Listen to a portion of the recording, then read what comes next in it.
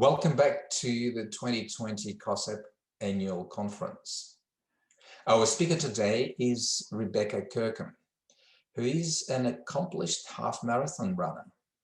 She's also a research officer at Brain Park, which is a unique public-facing research lab at Monash University, focused on translating discoveries in human neuroscience into practical applications.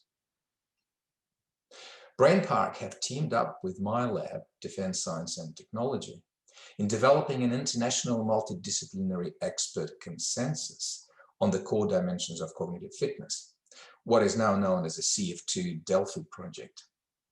You will hear from the project lead, my good colleague, Professor Murat Yücel, later in our conference about the broader picture where the CF2 project fits. But Rebecca is a driving engine behind this project. And if her handling of the project so far is anything to go by, Murat's position, I think, as a director of Brain Park is under threat. So can you please join me in welcoming Rebecca to our forum? I look forward to your presentation, Rebecca. Thank you, Eugene, for the introduction. Hello, everyone. It's great to be presenting at this conference, so thank you very much for having me. And I look forward to watching the breadth of presentations that have been put together for this year. So to introduce myself, I have always been interested in pushing the human limits, optimizing performance, and ultimately improvement in both my personal and professional life. Although not particularly gifted physiologically with athleticism, I am a keen long-distance running competitor. And beyond that, I have a particular fascination with the psychological aspects that make an athlete or an elite person succeed. Professionally, I am a research officer at Brain Park within the Turner Institute at Monash University, and am responsible for the coordination and logistics of the Cognitive Fitness Delphi study, which is what will be the focus of my presentation today. So today I'll give you a broad insight into this study that is truly laying the foundations of a neuroscience-informed framework for those in the academic and practitioner roles alike to use across a range of disciplines where sustained optimal performance is critical. For today, when I talk about optimal performance, I refer to the sustained, consistent performance on multiple occasions under varying conditions, which applies to any level of technical expertise and from novices to experts.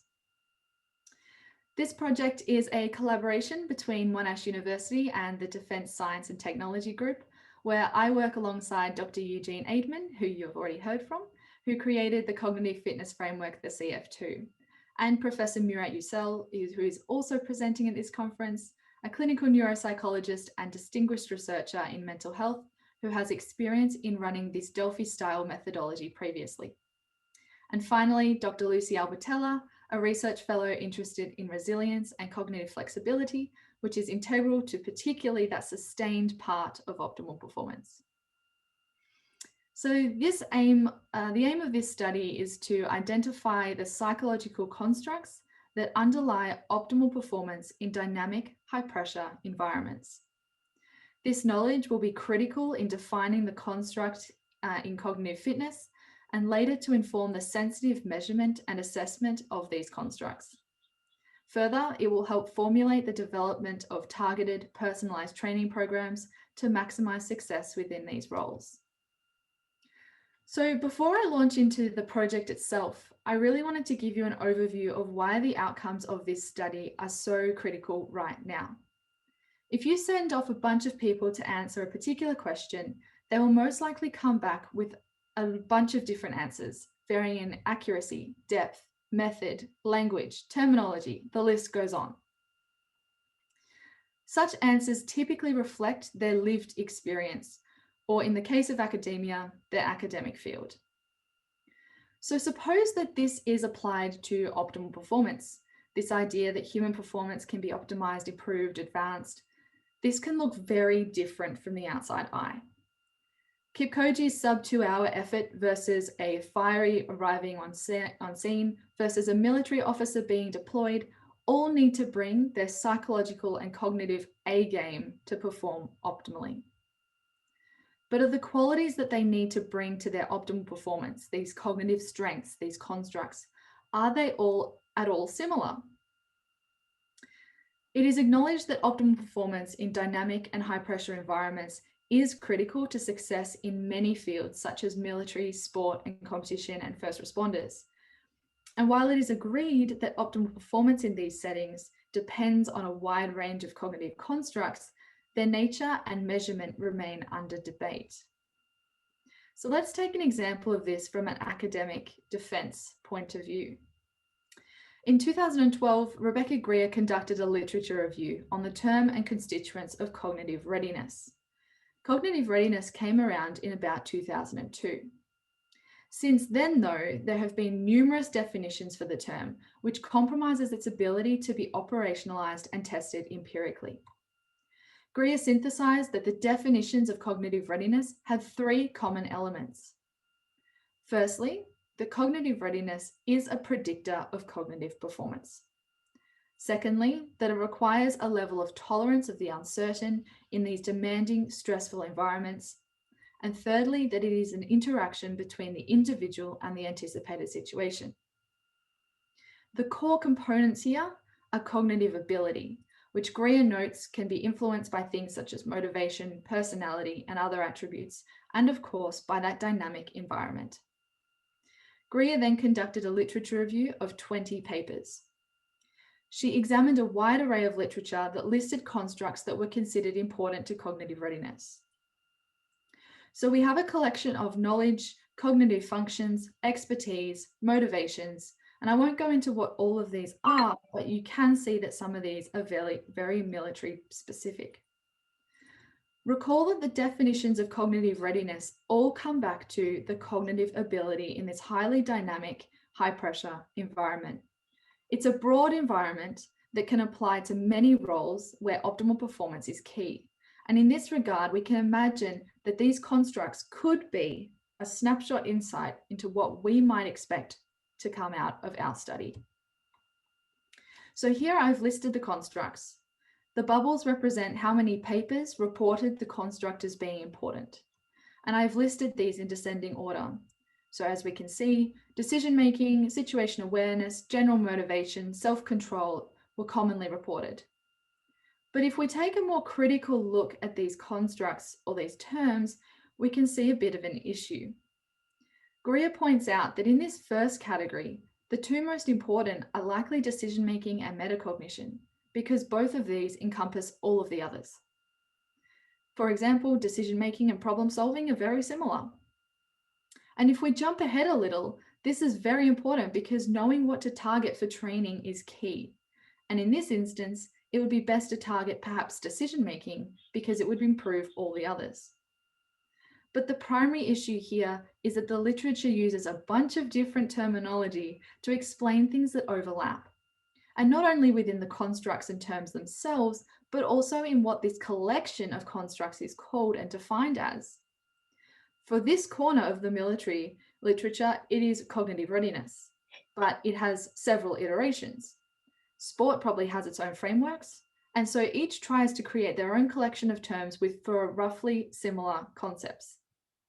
If we go back to what I mentioned earlier, that perhaps Kipkoji or our firefighter or our military warrior need to tap into similar cognitive constructs, then how on earth do we get these three disparate fields on the same page to target the same constructs with a neuroscience basis?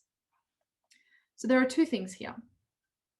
First of all, getting the fields, and sometimes even just people within the same field, to use the same language and terminology is one feat. And secondly, selecting constructs that have a neuroscience basis rather than being purely theoretical is another. And ultimately, this is what our Delphi study addresses. To do this, the current project will be using a neuroscience-informed approach to help identify the key constructs that underlie optimal performance in dynamic and high-pressure environments, and thus create a unifying framework. And our neuroscience-informed approach is driven by the use of the research domain criteria, or IDOC. As many of you are likely acutely aware, the mental health system takes a categorical approach to diagnosis. The research domain criteria is a research framework that addresses the deficiency of the current categorical diagnostic system of mental health by introducing broad dimensions of cognitive functioning. It has been hailed in the mental health literature as a tool to operationalize the broad recognition that mental illness is not a category and rather exists upon a continuum. High performance, similarly, is a natural consequence of varying levels of psychological function that is also best defined in dimensional terms. So we have chosen to use the IDOC framework to define the nature of cognitive fitness and delineate the cognitive attributes that contribute to it. The IDOC framework itself is a matrix of domains that are represented via different levels of measurement. There are 6 major domains of human functioning, which include negative and positive valence, cognitive systems, social processes, arousal regulatory systems, sensory motor systems, which are all further broken down into constructs and subconstructs. For example, within the domain of positive valence is the construct reward valuation, which has subconstructs of reward probability, delay, and effort. These domains and constructs are then measured via a range of units of analysis used such as genes, neural circuits, physiology, behavior, and self-reports. This matrix evolves with the new research findings to provide information about the biological and cognitive processes that contribute to psychological functioning to inform assessment tools and treatments. These measures have enabled and inspired studies to determine the full range of variation along these constructs, from deficit to norm, and then characterizing both clinical and non-clinical populations. But extending this range to well-adjusted functioning and high performance is a really important next step. Now, a few caveats to this otherwise wonderful framework. It is imperfect. IDOC, as we will see, often does not describe or depict some of its constructs very well. It is also missing some constructs, depending on who you speak to. It is also criticized for the way it is categorized, with some contending, for example, that there should be a category for emotion regulation or similar. But it must also be noted that this is a work in progress, a framework that is constantly updated. So keep these weaknesses in mind as we continue, but also balance it against the fact that it is a very useful neuroscience-informed framework. So to recap, we have a range of fields interested in optimal performance in some regard. We now have our neutral ground of language from a neuroscience-driven research framework. But how do we actually determine the importance of these IDOC constructs to optimal performance for each field uniquely and across all fields of interest? How do we also include constructs that are perhaps missing from IDOC, but are also important to optimal performance? We can do this using the Delphi method. It is typically used when there is a disagreement or a lack of consensus regarding an issue in a particular field of research. This might be the best way to train a new graduate nurse, or asking the question, what is the best methodology in selecting new employees? Or in our case, we ask the question, what are the psychological constructs that underpin optimal performance in dynamic high-pressure environments? The Delphi technique is a research approach that aims to reach consensus among a panel of experts on a given subject.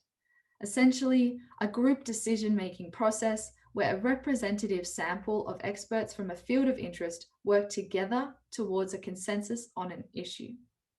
It is iterative, involving a number of rounds where experts' opinions are repeatedly surveyed until a predetermined level of consensus is reached. Each round, all items not previously achieving consensus are reviewed and then fed back into the following survey, accompanied by a synopsis of comments, statistical summary of the previous round's ratings, and this allows the experts to review and change their opinions if desired. The underlying principle of this approach is that disagreement should trigger deeper analysis. A key tenet of the Delphi is therefore the need for anonymity, which eliminates the potential for influence of dominant participants, social pressure, or collusion. Practically speaking, experts don't see who has made a rating or a comment on a particular construct, and so they are encouraged to rate and write freely. Here's an example from our survey. And recall that this process is iterative, and so there will be several surveys, but this is our first. Here, we describe the construct using information provided by IDOC. We then ask our question, how important do you think reward anticipation is to optimal performance in dynamic and high-pressure environments? We have experts rate the construct on a 5-point Likert scale from extremely important to not important. So for us, consensus on a construct is reached when 80% of the field vote the construct as being very or extremely important. And what this means is that if it achieves consensus, the construct will be considered automatically in and will then not be listed in the next survey, but will be included in the final list of constructs. As I briefly mentioned before, there is also the option for experts to provide a comment or a rationale on why they voted this particular way. And this is why the anonymity is really important, so that experts can speak freely. If this construct, for example, had only 50% saying that it was very or extremely important, then it would be reintegrated into the next survey with the statistics, the voting patterns, and the comments from the experts.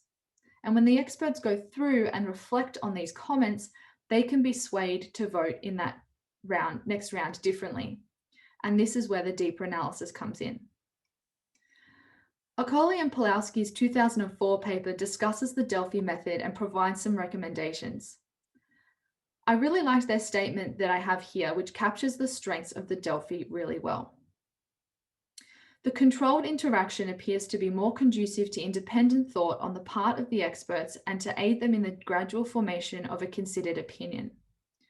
In contrast, direct confrontation all too often induces the hasty formulation of preconceived notions, an inclination to close one's mind to novel ideas, a tendency to defend a stand once taken, or alternatively, and sometimes alternately, a predisposition to be swayed by persuasively stated opinions of others.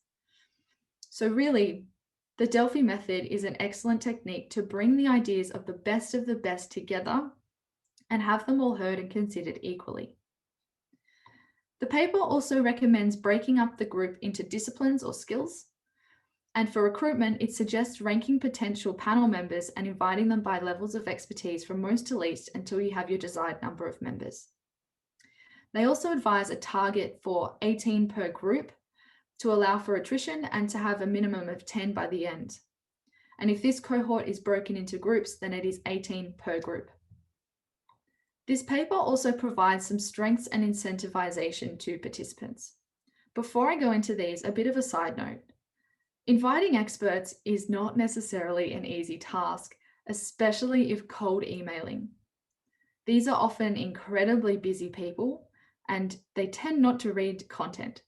As much as you want them to read your email content, they probably won't read your email content, and it's just because they're busy. So keeping things short and sharp with benefits loud and clear is incredibly important. The first incentive is to let them know that they are being chosen in a diverse but selective group. In my opinion, this point about them being in a selective group, specially selected and contacted to participate for their personal expertise, was really important. Personalizing emails to show this was time-consuming, but I found that if I didn't do this, one of the most common replies that I got, apart from an acceptance, was that they did not believe they were suited for the project. And in some cases, understandably so. From someone outside the project's perspective, what would an expert in heuristics have to give to a cognitive fitness study? Fair enough, but for us, we have specially selected them as the only expert in this area that needs to be represented as part of one of our major fields. So knowing your expert and tailoring emails to them is really important if you are doing this kind of work. Secondly, the opportunity to learn from the consensus building. This incentive was one that seemed appealing to those who were already interested in the area of cognitive fitness or in creating a framework for optimal performance. Thirdly, increasing their own visibility in their organization and outside. I think this visibility was an incentive in some cases where an individual was an expert, but perhaps not as widely known or recognized as some others. And lastly, for us specifically, we stated that experts will be listed as co-authors on the final paper. And for an average of 6 hours work, this was a big incentive. So having said that about recruitment, typically a Delphi might recruit a minimum of 20 experts. However, we knew that our study was going to be a little more complex in that it was going to be transdisciplinary. It was quite a broad concept. And at the time, we were considering recruiting 40 experts as a good outcome. And hint, hint, a few months down the track, it's a lot bigger than this. On top of this, we had some questions. So for example, as a normal part of the Delphi process, people completing the survey can offer their own suggestions, which are then voted on by fellow panel members. For us, this would mean a suggested construct. So a construct that hasn't been included or hasn't been covered well by the IDOC. But what would this look like? How do we know whether it should be included or not, given that, like we have seen, the diversity in backgrounds and language could provoke some off-topic suggestions?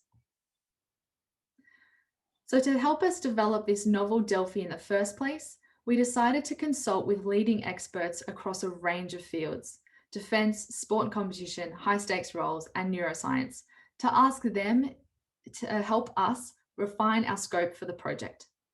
This group was termed the Expert Advisory Panel. And these were our expert group panel members.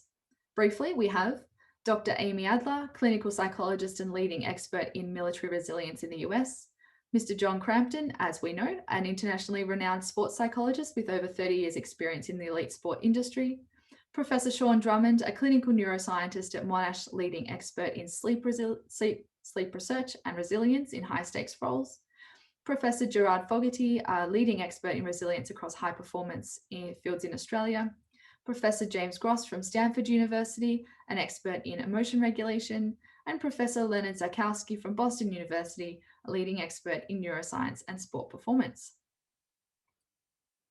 We had 3 meetings, and going into these meetings, we really wanted to address 3 main things. Number 1, the panel selection for the Delphi. What would our members look like and how would we recruit them? Secondly, criteria for inclusion for a suggested construct. For example, would the criteria be that it hadn't been covered by IDOC? Did it have to be linked to optimal performance? Did it have to be linked to brain circuitry? And thirdly, what a level of consensus would be for our project. But really, what came out of these were less answers and a lot more questions, which I think is pretty typical of research. Ultimately, we had many discussions, often at the expense of my agenda items, but this was okay. There were a few general key takeaways from the project that I will share. First of all, during these meetings, people tended to get hung up on certain aspects. For example, when asking about the scoping of the study, which is a very relevant point, experts were contending that with the study's current breadth, things like breathing could be included. And on a theoretical level, breathing could be considered a cognitive construct since it is regulated in the brain, but on a practical level, everyone who is alive is breathing, and yet few are performing optimally. And so in this way, breathing contributes little to whether you are performing optimally or not, and is therefore not really speaking to the essence of the project. At the end of the day, we are looking for the top psychological constructs that underpin optimal performance, not all of them.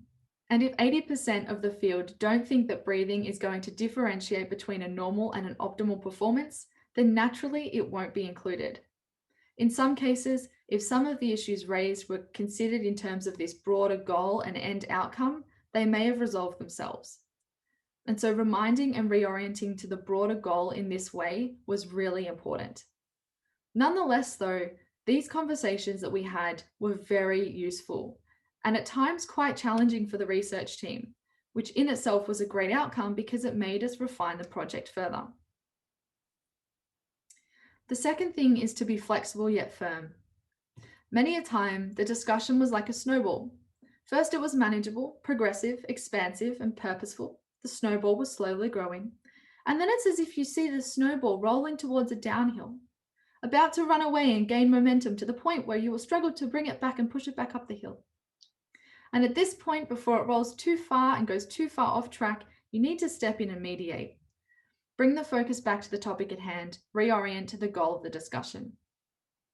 And this was really hard because as a small fish, it's very uncomfortable to step in and say to an expert, hey, this is a great discussion and I really want to hear more, but right now we have less than 90 minutes to get through a lot of content, so let's not go there.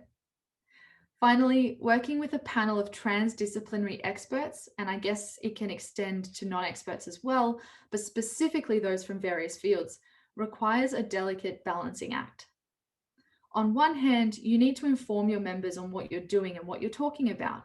And you really cannot presume that the people you are talking to, as high up and intelligent as they may be, know what you're on about if they are from a different field. For example, this is a conference for sport and exercise psychology. And yet perhaps some of you haven't heard of the research domain criteria, which is otherwise niche to psychology. But at the same time, it's really important not to insult experts with a simplistic definition, and don't take up too many words stating these definitions, because remember, some experts don't read. And I don't mean this in poor humor, they are just very busy people. Now I will take you through some of the results and the main outcomes from the expert advisory group. During the first meeting, it felt as if there was a level of optimism, but hesitation and skepticism. How on earth were the constructs required by warfighters, Olympic athletes, and first responders related, and how would they be combined productively? This concern was mostly answered through a demonstration rather than an ongoing conversation. We got our expert advisory group to select their top 5 cognitive constructs at the time that they thought would underlie optimal performance in complex, dynamic, and high-pressure environments. We took these nominations, we put them into a Word document live during the meeting, and then following the meeting, Lucy and I followed the following process. First, we arranged constructs into common themes. Then we tried to link them to currently existing IDOC constructs. Some constructs were multifaceted, so we deconstructed them and then matched them to their IDOC constructs. And finally, some constructs that weren't covered very well were then included as additional or novel constructs, and you will see these in highlighted yellow. So during the following meeting, we provided our new list back to the experts and showed them how we synthesized them and confirmed our comprehension. So to give you an insight into this process, these were the original suggestions. You can see here up the top, I have listed our 6 expert suggestions and then followed by some of the team's thoughts as well. These are quite mixed. Although there are themes, you can see different levels of extraction and different terms for similar things, such as functioning under stress and stress tolerance. We then put these into themes. So here is the affect or emotion related constructs. You can see that we linked to the IDOC page in blue where the construct was covered, and in highlighted yellow where we didn't think it was covered. Next, the self-control related constructs, which were pretty well covered, and I'll give you an example. So for self-control, we thought that this was covered by cognitive control and reward valuation, and these were taken straight from the IDOC website. For impulse control, we broke this down into 2 separate constructs, self-control and response inhibition was also covered by the IDOC. For social processes, most were covered by perception and understanding section of IDOC. And in the cognition-related constructs, we did not think that shifting within cognitive flexibility was well captured, and nothing about processing speed was mentioned in IDOC either. Finally, the metacognitive awareness kind of self-knowledge constructs we thought were pretty well covered as well. So we thought that there were 3 new constructs. And this was really exciting because this was the first main outcome of our study. And these constructs were going to be included in the first iteration of the Delphi survey. These were shifting, the ability to flexibly switch back and forth between tasks or mental sets, discomfort tolerance, the ability to sit with uncomfortable emotions, states, and sensations, and processing speed, the speed with which an individual processes many types of information. But beyond this, there was a sense that the project was actually possible, that we could cut across disciplines and come down to a similar level of extraction for constructs. Additionally, there were 4 key takeaways from our discussion that helped refine our project. First of all, scoping. The issue was raised that this study is a huge undertaking. At the time, we had cognitive construct as our term to try to scope this out. But as the example, as I mentioned before, is breathing important to optimal performance? Because everything at its core is cognitive in some sense because it all comes back to the brain.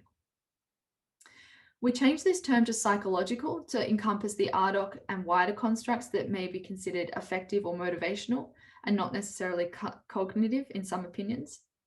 And although this scoping question has been ameliorated by definitions and the terms we have in our research question, it does still remain in part.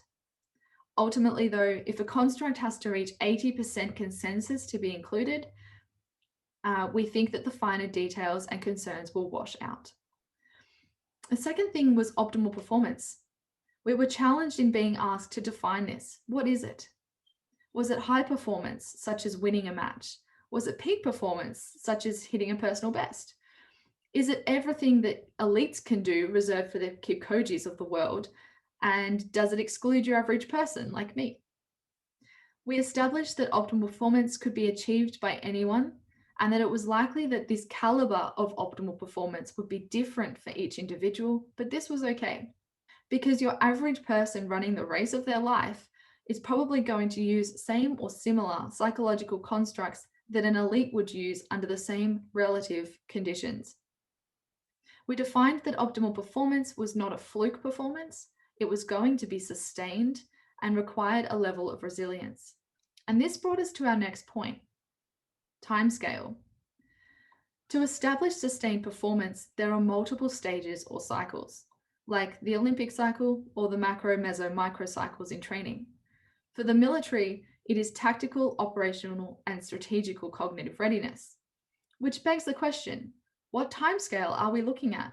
Short, medium, long term? And what does that even mean?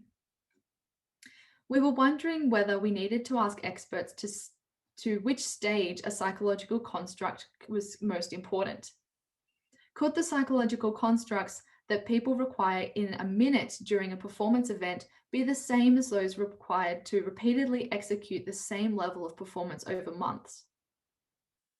We settled on the fact that overall, sustained optimal performance requires a larger timescale, but anything that is trained and prepared for is ultimately used and required in the optimal performance period. In this way, we specified that it had to be sustained and not a one-off event. And therefore, we collapse the timescales and we ask our experts to consider the whole timescale in the survey. And finally, was this an individual or a team performance? We found that where some of our expert advisory members were speaking in terms of individual performance, others were thinking in terms of teams. How would this alter the interpretation of the outcomes in the real Delphi?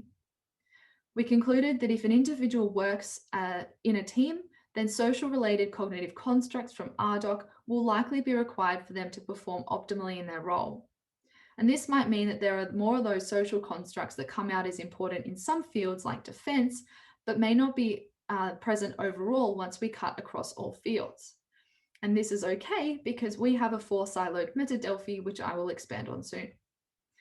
In summary, in light of these main points, we narrowed our scope to be interested in those constructs that relate to individual differences in real-time performance execution and that are key to consistent, sustained, optimal performance. This means we aim to extract the constructs that contribute the greatest variance to optimal performance. So not all of them, but the ones that are the most important. And this can apply to any level of expertise, from novices to experts.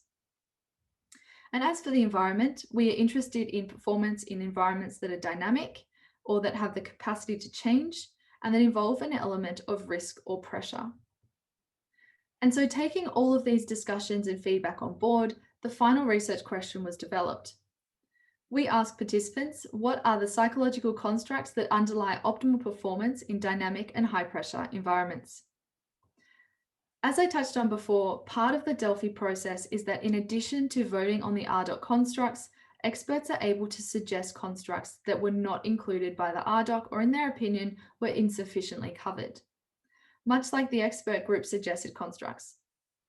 These suggestions then typically get incorporated into the following survey round. However, as you will have gathered from the experience with our expert advisory group, suggestions often overlap with different terminology or are actually covered by IDOC, but perhaps IDOC didn't describe them very well, and so it wasn't obvious to the experts. For this reason, we knew that two things were really important. Firstly, that we defined what would constitute a good construct suggestion. For example, we didn't want something like arm muscles to be included, and ideally, we wanted something at a small level of extraction and thus not a large concept like IQ. And secondly, we knew that we would have to manually work with the terms and repeat the process of the expert advisory group on a 12 times larger scale. So our criteria became 3 points. To suggest a construct, it had to satisfy that it was at the smallest building block level, that is, that it wasn't a multifaceted construct. Secondly, that the construct was not covered by IDOC or the previously rated constructs. And thirdly, that it does relate to optimal performance. So an example might be that you want to suggest memory because you don't remember voting on it. Is it multifaceted? Yes. Memory is a construct made of many smaller building block constructs, some of which are here. And it would then be required to ask again if of these smaller building block constructs, do they also have a smaller level constructs that they could be broken down into again? Following this, were these constructs, limited capacity, flexible updating, and declarative memory, covered by the ratings already? And in this case, yes, these are all covered by the research domain criteria. This means that these would not be appropriate to suggest as an additional construct. This is a bit of a mind-bending exercise that requires some thought, but it is really key that we get our experts thinking about the constituents of some broader constructs so that we can identify their smallest elements. And just like we did for our expert advisory group, for the panel, we have a similar pipeline. When a construct is suggested, the research team will review it, and if we think it is covered, we will confirm it with the expert. If it is not covered, we will include it in the next survey round. So here we are, having just launched the first iteration of the Delphi. What did the launch look like? We sent out 145 invites and successfully recruited 76 into the study, with just around 18 from each field. Experts are international, with many from Australia, the US, the UK, and Europe, amongst others.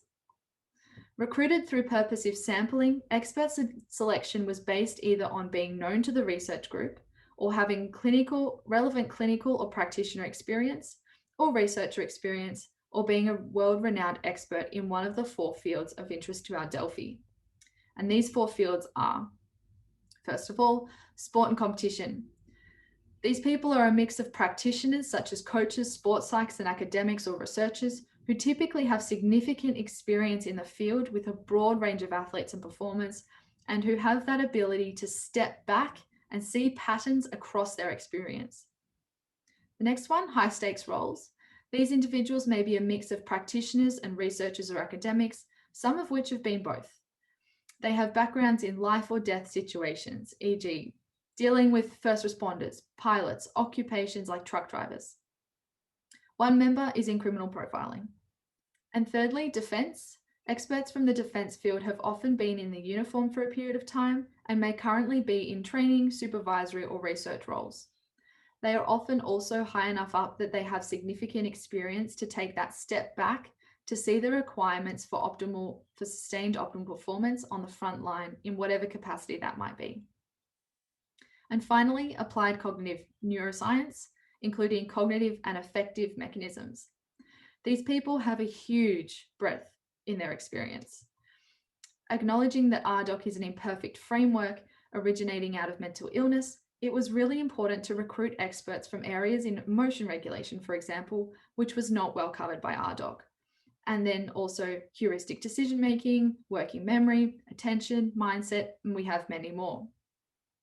These experts are typically academics and researchers who are very well published and influential within their field. We wanted experts to be answering in terms of their own field. And so we made a 4-siloed metadelphi, as we affectionately termed it, but this is not an official term. So here is the process that our 4-siloed metadelphi follows. For this project, for iteration 1, we have these 4 categories, just as I mentioned. Each field begins with the same IDOC constructs and the 3 additional expert suggested constructs. These have been voted on in the first round, which is currently underway. So for the purpose of this illustration, all groups start with the constructs A, B, C, and D. And within iteration 1, experts can suggest additional constructs. For example, here we can see that the sport field have voted on A, B, C, and D, and have noted with 80% consensus that A is very or extremely important to optimal performance. And so A is automatically in and therefore not included in the second iteration. Construct B has not achieved consensus and so is carried through to be voted on again in iteration 2. C and D have been voted on with consensus as not important and are out, and therefore are also not included in iteration 2. They've also suggested construct X, which then carries through to all groups' second iteration. And as you can see in the defense field, they have suggested construct Y, which is also shared across groups. And once we get to the end, you can see that the constructs included for the sport and competition group are A, B, X, and Y, and the ones that are common across all groups are the transdisciplinary constructs A and Y.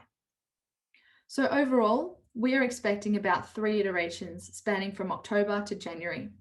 Following this, we will ask experts to rank the final constructs from their field in their level of importance for an executive list.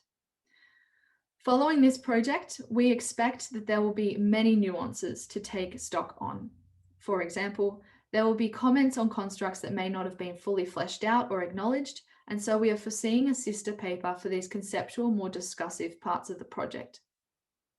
Beyond this, we'll be looking to find or create sensitive measurement and assessment of the constructs identified. And this will help formulate the development of targeted personalized training programs to maximize success within these diverse optimal performance roles. So that brings me to the end of my presentation. Thank you so much for listening and attending. I really enjoy working on this project and discussing any related concepts really. So if you have any comments or questions, please do not hesitate to email me with my email on screen. Thank you. Wow, thank you for an incredible presentation, Rebecca. And congratulations on being able to pull together ideas this way for our conference. We have some questions from the audience. Over to you, John. Rebecca, some of the language within Delphi can be seen as difficult or unapproachable. What experience have you had with helping people from different backgrounds in understanding the process and terminology? Yeah, thank you for the question. I presume by Delphi language, you are referring to the research domain criteria language. And in that case, yes, it can be quite niche to the psychology and neuroscience fields. Generally, what we've done is linked to the IDOC website, which has a few more explanations on, for example, the behaviors or the paradigms that might also support that construct. And beyond that, we honestly just invite experts to come to us with any questions, or actually select don't know, unsure, if they're not sure on what the actual construct means. Because at the end of the day, this is going to be a big challenge, getting everybody on the same page with language, but we're happy to work with experts to try to make it as smooth as possible. Anyway, what's the relevance of the pregnant woman graphic on the RDoc? The pregnant woman graphic on the RDoc. It basically comes from their website to describe the way that the RDoc is a matrix, and so that it has the different domains from, positive, negative, valence through to sensory motor systems, and then that is broken across the ranges of measurement, so from genes to self-report. And it also demonstrates that it covers the entire span of neurodevelopment, so from pregnancy and infants, all the way through to older age and aging. Is the analysis process automated, or is it actually a completely manual process? Yeah, it will actually probably be a bit of both. So in terms of when we get the surveys back, experts would have rated the constructs, on that 5-point Likert scale, and they are numerically represented in our statistical program. So in that sense, it's automated as to see what's gotten consensus and what hasn't. And in terms of feeding that information, those statistics back into the next survey round, that will be generally pretty well automated once we get it up and running for the first iteration. But in terms of the construct suggestions, that's all quite manual work. So even at the moment, once we've had our couple of responses come through, we're looking at those and thinking, okay, how are we going to approach this? How are we going to map it to IDOC and then communicate that with the experts? And hopefully they get back to us within a timely manner that we can incorporate the new constructs with their new definitions or descriptions into that following survey round. So that will certainly require a lot of work, but we've already put days aside to be attending to it. Bit of a sidestep. Murat Yücel has used the Delphi process in other areas such as addictive behavior research. How different does the Delphi process look in such a different environment? Yeah, it's a good question. I think for our particular study at the moment, the main difference is just that it is so broad. We are no longer looking at just one field, which is more typical in a Delphi. So for example, with Murat's previous study, it was looking into addiction and so had addiction related experts. But we're now looking at this, broad concept of optimal performance across 4 different fields, which in themselves have subfields. So this is definitely quite a lot more complex, I think, and it has its own inherent challenges. But I mean, every Delphi has its own challenges and each will bring its own unique findings. So they're all quite exciting. How do you see the use of the Delphi process into the future? The Delphi process has definitely grown in popularity, probably over the last 10, even 20 years. And I think it is really useful in these places where there is that lack of consensus or a lack of frameworks. And I think in terms of the future, this kind of work where we have to work together and unify different fields is really important to be actually able to take productive steps forward. So in that sense, I think that it will continue to be used increasingly over the next few years, maybe even decades. But also it's really important that it has that neuroscience underpinning to it, or particularly for our project anyway, and that it's not just expert consensus necessarily, but that it has a framework under it where the research can actually take it further. In the area of market research, say consumer behavior, you will see a lot of focus group usage. You'll see some kind of process of breaking down opinions into groups. Do you see some parallels between what the people might be more familiar with, which is say consumer research, and the Delphi process? Yeah, there are certainly differences between focus groups and the Delphi process, and advantages and disadvantages to each uniquely. So there's been quite a bit of published literature on these kind of advantages and differences between the two kind of approaches. With the Delphi process, it tends to be a lot longer. So in that case, market research probably don't want to be waiting quite as long.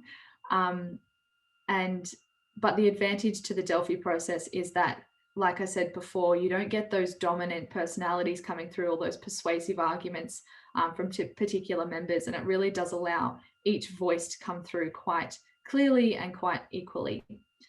But there is certainly a lot more literature that will answer this question a lot better than I will.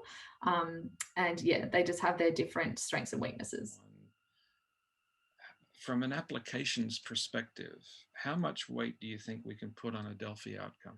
From an applications perspective, I suppose it really depends on what experts you've recruited. For example, if you've got a whole bunch of very practitioner-based experts, then the application for that is probably massive, because these practitioners have seen time and time again these patterns, and they've now put that and expressed that into a Delphi, which has then brought consensus across all of the practitioners. So that would have a massive application to, practical outcomes. I think that in our case, we're combining practitioner and academics. And often, the stance of the two might look very different, but ultimately be the same. So I think once we get through these language barriers, then yes, there will definitely be significant practical applications. It might just take a bit of work to get there. Rebecca, how would you present the findings of a Delphi study in the media or in popular press? It's a good question, and it all comes back to your language again, doesn't it? Because now, instead of talking to a broad range of experts, you're talking to the general public and people that have lay knowledge about what we're actually doing. It would be very difficult, I would assume, to put the content together, but also incredibly impactful and definitely worthwhile. I mean, science communication is one of those things that has to happen for science to actually translate, which is why we do science. So I think it would be a very practical and useful exercise to do to try to translate it all. But again, it would be a challenge. Rebecca, as a result of the work you're doing, do you find yourself talking a slightly different language when you're talking with other runners about, the thinking side of running? Yes, and there are many long runs where I'm sure that I bore all my friends with all these, nuanced details. It's quite great, actually. I think I tend to, when I use the word cognitive, I'm much more talking about almost the hardware in the brain. And so I think as soon as you use the word cognitive as well, people think it's quite intimidating. And so really laying, I suppose, the foundations for what that actually means, such as saying, cognitive in terms of decision making, brings it back down to a much more manageable level. And in terms of when I'm talking about rest preparation or like your mindset, I tend to go to psychological. But again, I don't know that that's necessarily correct, but it's just how I communicate things with my friends from outside the area who don't necessarily have as much of a grasp on this as my colleagues. Rebecca, thank you once again. Are there any further comments that you would like to make in closing? Just thank you so much for the organisers of this conference. It's been really great to be a part of it. It's an absolute honour. And thank you to all the questions as well. It's great to see that this kind of project does have so much interest, and that I'm certainly not alone in my love for this. Rebecca, thank you so much for your presentation today, and all the best with the rest of your Delphi project. It is sure to make a big difference to quite a number of fields, and we look forward to seeing the outcomes of it. Can I ask you all to join me again in thanking Rebecca for her presentation today?